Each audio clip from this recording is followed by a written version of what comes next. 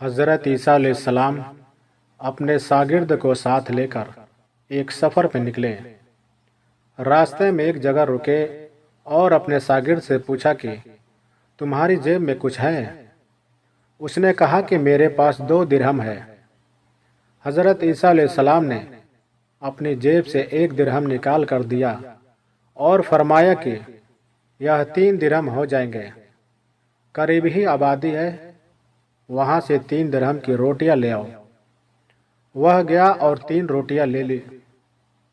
راستے میں سوچنے لگا، حضرت عیسیٰ علیہ السلام نے تو 1 ہی درہم دیا تھا، جبکہ 2 درہم میرے تھے اور روٹیاں 3 ہیں۔ ان میں سے آدھی روٹیاں حضرت عیسیٰ علیہ السلام کھائیں گے اور آدھی روٹی مجھے ملے گی۔ اس سے بہتر ہے کہ میں 1 روٹی پہلے ہی کھا لوں۔ چنانچہ اس نے راستے میں 1 روٹی کھا لی اور 2 روٹیاں لے کر حضرت عیسیٰ علیہ السلام کے پاس پہنچا۔ آپ نے 1 روٹی کھا لی اور آپ نے فرمایا 3 درہم کی کتنی روٹیاں ملی؟ اس نے کہا کہ 2 روٹیاں ملی تھی، 1 آپ نے کھائی اور 1 میں نے کھا لی۔ حضرت عیسیٰ علیہ السلام وہاں سے روانہ ہوئے۔ راستے میں ایک دریا آیا۔ شاگرد نے حیران ہو کر پوچھا کہ اے اللہ کے نبی، ہم یہ دریا کیسے پار کریں گے جبکہ یہاں تو کوئی کشتی بھی نظر نہیں آتی؟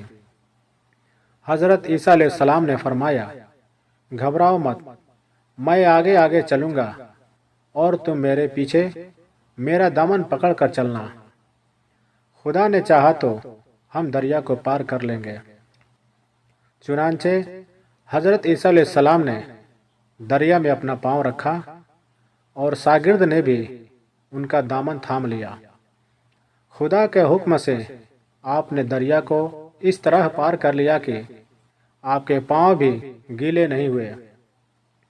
شاگرد نے یہ دیکھ کر کہا کہ میری ہزاروں جان آپ پر قربان، آپ ایسا صاحب اعزاز نبی، مجھے تو یہ احساس ہی نہیں تھا۔ آپ نے فرمایا کہ یہ معجزہ دیکھ کر تمہارے ایمان میں کچھ اضافہ ہوا؟ اس نے کہا کہ جی ہاں، میرا دل نور سے بھر گیا۔ پھر آپ علیہ السلام نے فرمایا کہ اگر تمہارا دل نورانی ہو چکا ہے تو پھر بتاؤ کہ روٹیاں کتنی تھی؟ تو اس نے کہا جناب، روٹیاں بس 2 ہی تھی۔ پھر آپ وہاں سے چلے۔ راستے میں ہرنوں کا ایک جھنڈ گزر رہا تھا۔ آپ نے ایک ہرن کا اشارہ کیا تو ہرن آپ کے پاس چلا آیا۔ آپ نے پھر اس ہرن کو ذبح کر کے اس کا گوشت کھایا اور اپنے شاگرد کو بھی کھلایا۔ جب دونوں گوشت کھا چکے تو حضرت عیسیٰ علیہ السلام نے اس کی کھال پر ٹھوکر مار کر کہا کہ اللہ کے حکم سے زندہ ہو جا۔ تو ہرن زندہ ہو گیا اور دوڑتا ہوا دوسرے ہرنوں سے جا ملا۔ شاگرد یہ معجزہ دیکھ کر حیران ہوا اور کہنے لگا کہ اللہ کا شکر ہے جس نے مجھے آپ جیسا نبی اور آپ جیسا استاد عنایت فرمایا ہے۔ حضرت عیسیٰ علیہ السلام نے فرمایا کہ یہ معجزہ دیکھ کر تمہارے ایمان میں کچھ اضافہ ہوا؟ شاگرد نے کہا کہ اللہ کے نبی، میرا ایمان پہلے سے دگنا ہو چکا ہے۔ آپ نے فرمایا کہ پھر بتاؤ کہ روٹیاں کتنی تھی؟ شاگرد نے ایک بار پھر کہا کہ جناب، روٹیاں صرف 2 ہی تھی۔ پھر دونوں راستہ چلتے گئے۔ راستے میں ایک پہاڑی کے دامن میں سونے کی 3 اینٹیں پڑی تھی۔ آپ علیہ السلام نے فرمایا کہ 1 اینٹ میری ہے، 1 اینٹ تمہاری ہے اور تیسری اینٹ اس شخص کی ہے جس نے تیسری روٹیاں کھائی تھی۔ یہ سن کر شاگرد شرمندگی سے بولا کہ حضرت، تیسری روٹی میں نہیں کھائی تھی۔ حضرت عیسیٰ علیہ السلام نے اس لالچی شاگرد کو چھوڑ دیا اور فرمایا کہ یہ تینوں اینٹیں تم لے جاؤ۔ یہ کہہ کر حضرت عیسیٰ علیہ السلام وہاں سے روانہ ہوئے اور لالچی شاگرد اینٹوں کے قریب بیٹھ کر یہ سوچنے لگا کہ انہیں کیسے گھر لے جاؤں۔ اسی دوران 3 ڈاکو وہاں سے گزرے اور انہوں نے دیکھا کہ ایک شخص کے پاس 3 سونے کے اینٹیں ہیں، تو ان ڈاکوؤں نے اسے پکڑ کر اسے قتل کر دیا اور آپس میں کہنے لگے کہ اینٹیں 3 ہیں اور ہم بھی 3 ہیں، ہر ایک کے حصے میں ایک اینٹ آئے گی۔ اتفاق سے وہ تینوں بھوکے تھے۔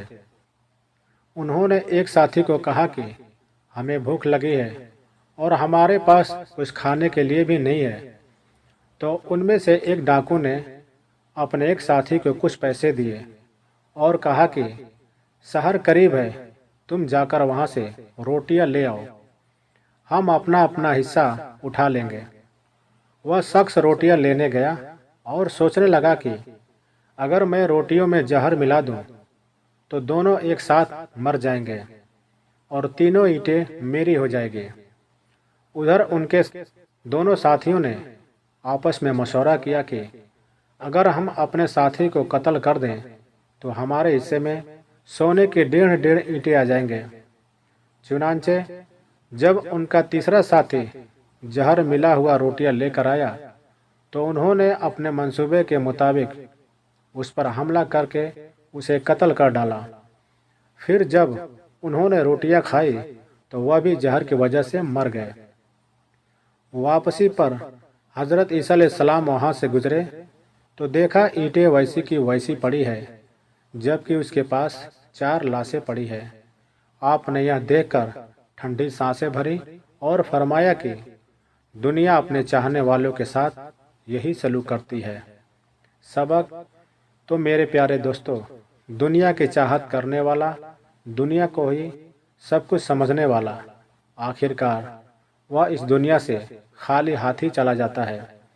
آپ جتنا چاہیں پیسے کما لیں، جتنا مرضی دولت کر لیں، مگر اس دنیا سے آپ کو خالی ہاتھ ہی واپس جانا پڑے گا۔ بس ایک ہی چیز آپ کے ساتھ جائے گی اور وہ ہوں گے آپ کے نیک مال۔ اسے ہم دنیا میں نظر انداز کر رہے ہیں۔